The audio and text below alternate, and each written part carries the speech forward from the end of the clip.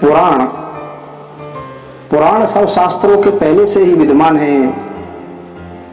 ब्रह्मा जी सबसे पहले पुराणों का ही स्मरण किया था। इसकी रचना 100 करोड़ श्लोकों के साथ हुई। समय के अनुसार इतने बड़े पुराणों का श्रवण और पठन असंभव देखकर स्वयं भगवान उसका संक्षेप करने के लिए प्रत्येक द्वापर युग में व्यास रूप से अवतार लेते हैं और 4 लाख श्लोकों के साथ 18 पुराणों में बांट देते हैं। पुराणों का जो वर्णन है वह इस प्रकार है। पृथ्वी पर जो 4 लाख श्लोकों के साथ यह पुराण है, उनमें ब्रह्म पुराण, पद्म पुराण, विष्णु पुराण, शिव पुराण, भागवत पुराण, नारद पुराण, मार्कंडेय पुराण, अग्नि पुराण, भविष्य पुराण, वैवत पुराण, नरसिम्हा पुराण, वाराह पुराण, स्कंद पुराण, वामन पुराण, कुर्म पुराण, मत्स्य पुराण, गरुड़ पुराण और ब्रह्मांड पुराण, ये 18 पुराण हैं।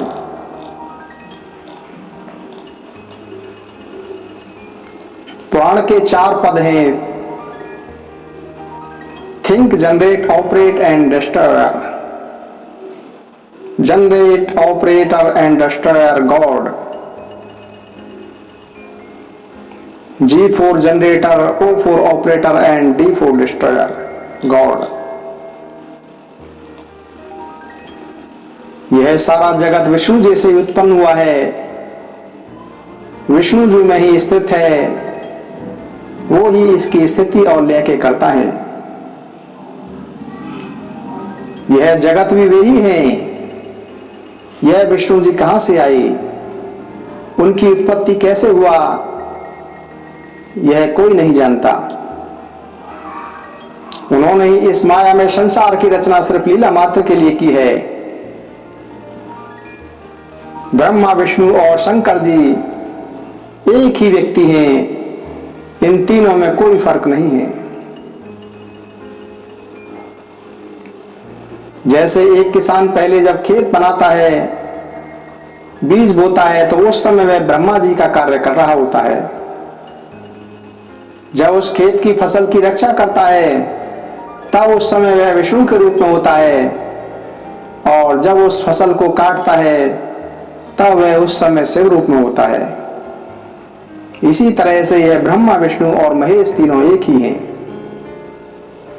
ब्रह्मा, विष्णु और शिव जिनका काम उत्पत्ति, स्थिति और संहार के कारण है, उन विकार रहित शुद्ध अविनाशी परमात्मा को हम नमस्कार करते हैं। ब्रह्मा जी के रूप में सृष्टि की रचना होती है, विष्णु जी के रूप में सृष्टि का पालन होता है, और शंकर जी के रूप में श्रृंगार होता है। ओम नमो नारायण। जय जय श्री सीताराम।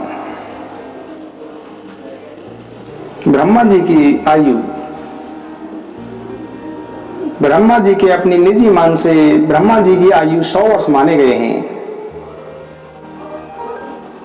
ब्रह्मा जी के इस 100 वर्ष की आयु को पर कहते हैं, और ब्रह्मा जी का जो एक दिन होता है, उस एक दिन को कल्प के नाम से कहते हैं। ब्रह्मा जी के एक दिन रूपी कल्प में 14 मनवंतर होते हैं। सभी मनवंतर एक समान होता है, किंतु सभी मनवंतर में जीवों के शक्ल और रूप अलग अलग होते हैं।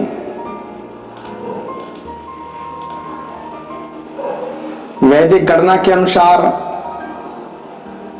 इस वर्तमान समय में ब्रह्मा जी के दिन रूपी कल्प के मनवंतर का नाम इस प्रकार है: स्वयंभू मनवंतर, स्वारिचुक मनवंतर, उत्तम मनवंतर, तामस मनवंतर। इस प्रकार के 14 मनवंतर हैं।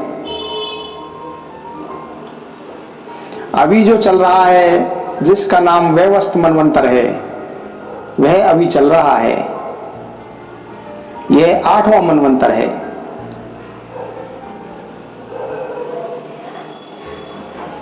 ब्रह्मा जी के 1000 चतुर्युग बराबर दिन होता है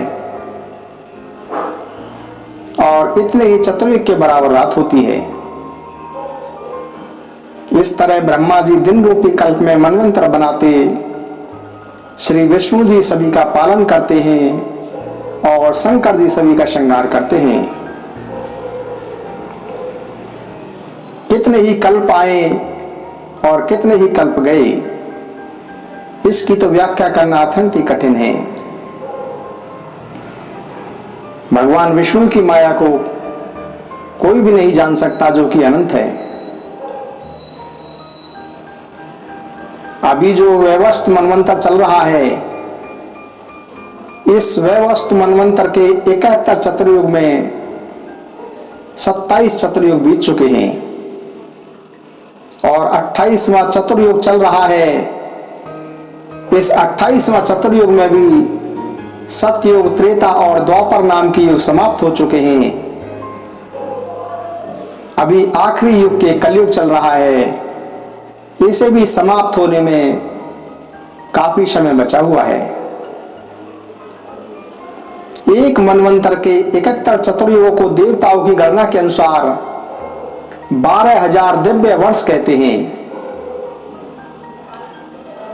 एक मनवंतर के 12,000 दिव्य वर्षों में 4,000 दिव्य वर्ष के सतयुग होता है, 3,000 दिव्य वर्ष का त्रेता युग होता है और 2,000 दिव्य वर्ष के द्वापर होता है और 1,000 दिव्य वर्ष के बराबर कलयुग होता है।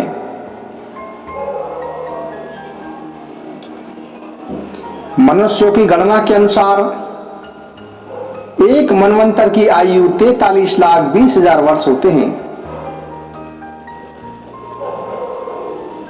मनुष्यों के एक मनवंतर के 43,20,000 वर्ष होते हैं।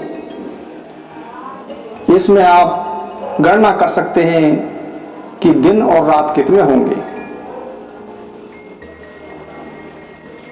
यदि आप 43,20,000 को 360 से मल्टीप्लाई कर दें तो एक मनवंतर में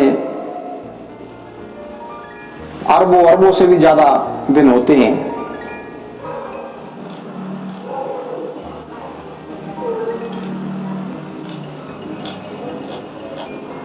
इस तरह से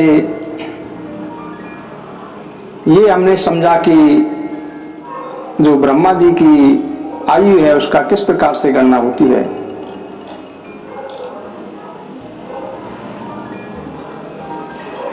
चार युग जो होते हैं हमारे सतयुग, त्रेता, द्वापर और कलयुग, इन चारों युगों को मिलाकर एक चतुर्युग कहलाता है।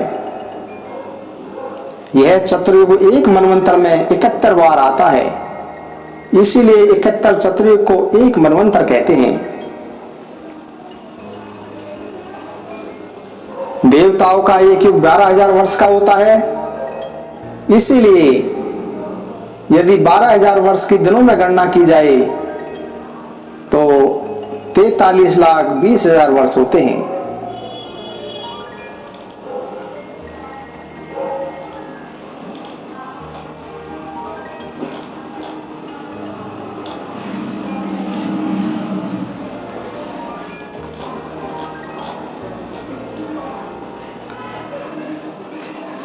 अब हम पृथ्वी से सूर्य और नक्षत्रों की दूरी के बारे में बात करते हैं। पृथ्वी से 1,00,000 योजन, एक योजन में 13 किलोमीटर होते हैं। पृथ्वी से 1,00,000 योजन ऊपर सूर्य है। सूर्य से भी 1,00,000 योजन ऊपर चंद्रमा है और चंद्रमा से भी 2,00,000 योजन ऊपर नक्षत्र मंडल है।